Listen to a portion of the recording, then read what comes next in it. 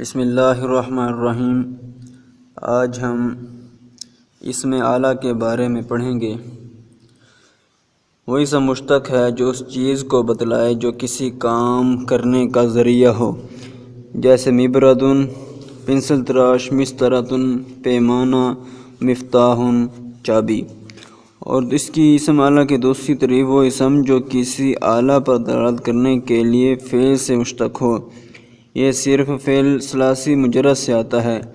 اس کے تین اوزان ہیں: مفعل، مفعلۃ، مفعال۔ اور اسم اعلیٰ کے بنانے کا طریقہ یہ صرف ماضی سہ حرفی سے مفعل، مفعلۃ، مفعال کے وزن پر آتا ہے، جس کے بنانے کا طریقہ یہ ہے کہ مضارع معروف سے علامت مضارع دور کر کے اس کی جگہ میم مکسور لگا دی جائے۔ عین کلمہ اگر مفتوح نہ ہو تو اس کو مفتوح کر دیا جائے اور آخری حرف پر تنوین لگا دی جائے، جیسے یضرب سے مضرب، یسمع سے مسمع، اور تثنیہ و جمع کی صورت میں علامت تثنیہ و جمع لگا دی جائے، مضربانی اور مضارب۔ اگر اس پر تا بڑھا دی جائے تو مفعلۃ ہو جاتا ہے، جیسے مضربۃ۔ علامت مضارع کی جگہ میم مکسور لگا دیں، عین کلمہ کے بعد الف زیادہ کر دیں اور آخر میں تنوین لگا دیں، جیسے یضرب سے مضراب۔ اسم اعلیٰ کے تین صیغے آتے ہیں، ان میں مذکر و مؤنث میں کوئی فرق نہیں ہوتا۔ واحد کا صیغہ جیسے مفعل، مفعلۃ، مفعال۔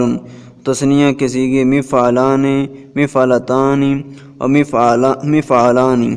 اور اس طرح جمع کے صیغے مفاعل، مفاعل اور مفاعیل۔ جب غیر ثلاثی مجرد سے اسم اعلیٰ کے معنی ادا کرنے ہوں تو اس باب کے مصدر کے شروع میں ما بہ لگا دیا جاتا ہے، جیسے ما بہ الاجتناب، یعنی کہ بچنے کا آلہ۔ اس طرح کبھی اسم اعلیٰ مزید چند اوزان پر بھی آتا ہے، جیسے فاعل، جیسے خاتم مہر کرنے کا آلہ، اور اسی طرح فاعلۃ، جیسے ساقیۃ راہٹ جس کے ذریعے کنویں سے آب پاشی کی جاتی ہے، اور فاعول جیسے ساطور بغدہ یعنی کہ ٹوکا۔ اسی طرح فعالۃ جیسے ثلاجۃ ریفریجریٹر کو کہتے ہیں۔ کبھی اسم اعلیٰ شاذ طور پر فعل یعنی کہ فعل سے بھی آتا ہے، جیسے منخل چھلنی اور مکحلۃ سرما دانی، مسعۃ نسوار کی ڈبیا۔ کبھی اسم اعلیٰ اسم جامد سے بھی بنایا جاتا ہے، جیسے محبرۃ دوات، ممطر یا ممطرۃ وہ کپڑا جس کے ذریعے بارش سے بچا جائے۔